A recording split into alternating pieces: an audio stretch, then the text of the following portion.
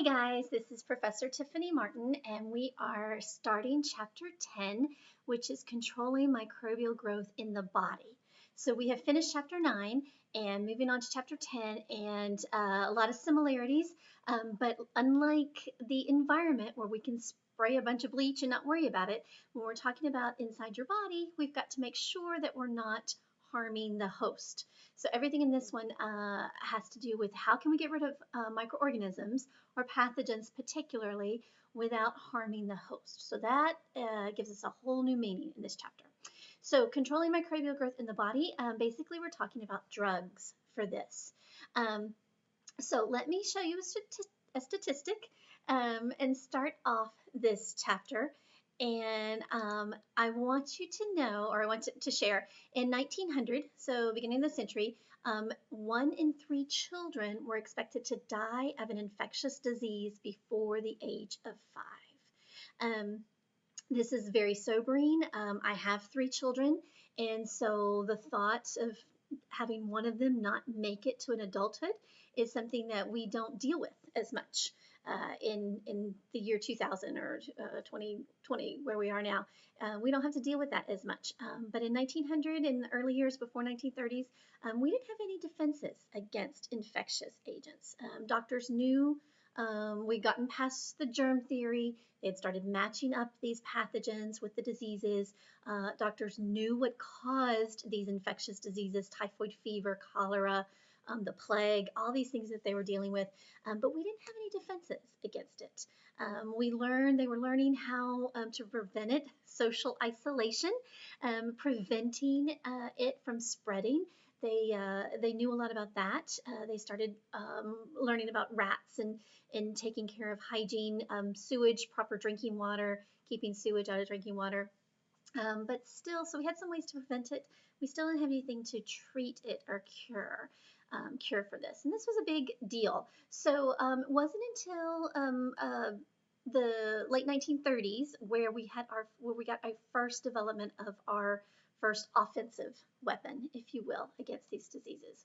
So if we want to go back, and this is a picture of a graveyard. My family thinks it's weird, but I like to go to these graveyards, and it's very common to see graves of children in this time period. So going back to chapter 1, if you remember Paul Ehrlich was put forth the theory: what if we could find a chemical that would destroy pathogens and not harm humans? And so he put forth this theory of a magic bullet.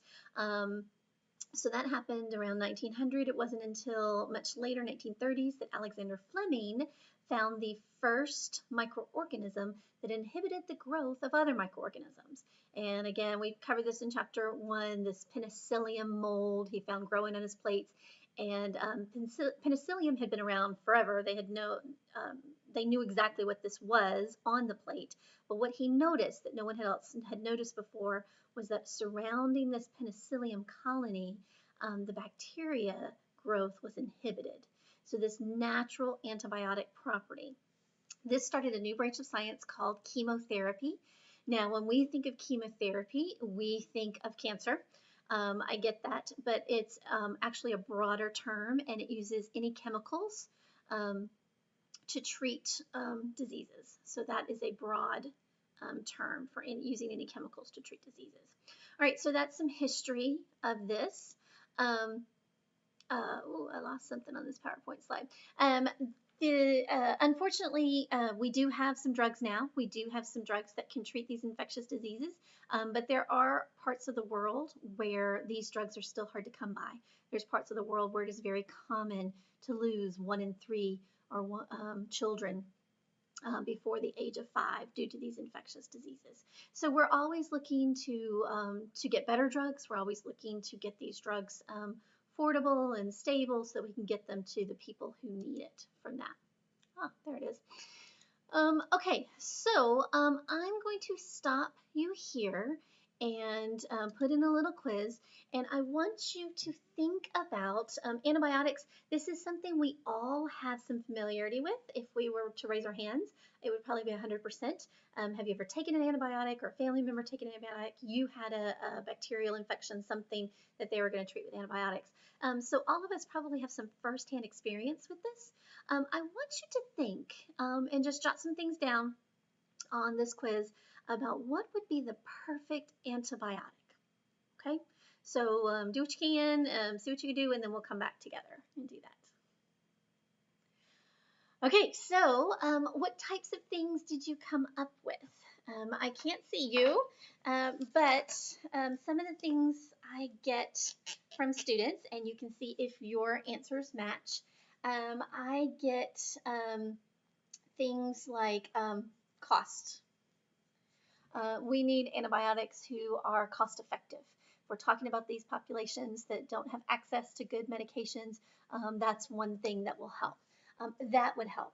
I get answers like one and done. It would be awesome if we could take one pill and be done versus a week long's worth of antibiotics, or it used to be 10 days. Some diseases you have to treat for a long time, depending on how slow these diseases grow. You have to treat for months with antibiotics. It'd be really nice if we could have an antibiotic that we could just take one pill with and be done. We said pill, how we get it, easy to administer. I don't know if you've ever tried to give antibiotics to a small child. My son, I would have to actually sit on him to try to get him to take his antibiotics. We would hide it in ice cream or whatever. Nowadays you can put flavors in it, but sometimes the flavors are gross on their own. It would be really nice if this antibiotic was easy to administer. Okay. What else? We want it to be shelf stable. Many antibiotics now are stable at room temperature. When I was a child, or even with some of the pediatric liquid formulations, you have to put them in the refrigerator. That makes it more difficult to give to children if you're out and about, if you have to think about packing a cold pack to take that. So we want it shelf stable. This also makes it easier to ship to places that need it. So that is something to consider. One and done, easy to administer. We don't want to have to take it multiple times a day. That would be good. What else? So you guys are better at doing this than I am. What other types of things do we need? The overall thing, we want it to get rid of the disease. And it would be nice, since we've got a magic wand and we can come up with anything we want, it'd be nice to have just like one antibiotic that would get rid of all the bad stuff. So we want it to get rid of the pathogen. And this is pretty important. I can have something that tastes great and only has one dosage, but if it doesn't get rid of my disease, it's not a very good drug. So we've got to have it get rid of the pathogen. Not only that, but we don't want it to harm our good bacteria. Sometimes when we talk about drugs, they will harm our good bacteria, and we'll have like a secondary infection that comes after that if we get rid of all of our good bacteria. So we don't want to harm our good bacteria. Speaking of harm, we don't want it to harm us. And again, this one is pretty important. Getting rid of the pathogen is important, but if we get rid of the pathogen, but we hurt ourselves in the process, well, then that's not a good drug. We've got to have a drug that doesn't harm the host. We definitely don't want it to be fatal to the host. That would not be useful at all. But even under this, we can talk about side effects and allergies. Side effects and allergies, that is harming the host. You've got some of these things that may cause digestive issues, nausea, vomiting. When you take an antibiotic, some people are very sensitive to that, diarrhea. Sometimes they'll have altered mental states, you get fuzzy, you don't want to operate heavy machinery, some sort of label on that. We don't want that. Some people, it causes a hyper response of the immune system, where the immune response goes overboard and causes some sort of allergic reaction, and then you can't take the drug. Again, it could be the best drug at getting rid of the bacteria, but if it's going to harm the host, it's not a good drug. So you have to watch out. And some people, again, we're all a little bit different, so some people are more sensitive to side effects and different side effects and allergies than others. So we have to keep that up. Okay, what else? Okay, that's a pretty good list. I'm betting you guys have some more. Let's go and look at the next PowerPoint slide. I think that'll sum up a lot of this as well. If we are trying to get the best drug possible, our overall goal with antimicrobial chemotherapy is we want to administer a drug to an infected person that destroys the infective agent, the pathogen, without harming the host cells. And those two things, destroy the pathogen, don't harm the host, we refer to that as selective toxicity. We want to be toxic to the pathogen, but selectively toxic. Only toxic to the pathogens, not toxic to the host, or even our good bacteria. This is our overall goal, and we refer to that as selective toxicity. Okay, all right, so ideal drug. So we said easy to administer, so that's good. It also needs to get to the, reach the infectious agent anywhere in the body. We didn't really talk about this. Maybe you guys came up with it, but I had forgotten about it. Say I have a bacterial infection in the urinary tract. If I need to get it there, the easiest way to do that, to get things through the body, is the circulatory system, right? A&P people, it goes throughout the body. So if we take something orally, it has to go into our bloodstream and move from that. So it has to be able to reach wherever the bacteria is. It needs to be absolutely toxic to the infectious agent and non-toxic to the host. It should remain active in the body as long as needed, but yet we also have to consider it needs to be gotten out of our body, so safely and easily broken down and excreted. So that's something that also needs to be addressed. And if I'm going to all this work to come up with this great drug, I also want to make sure that the bacteria doesn't easily become resistant to the drug.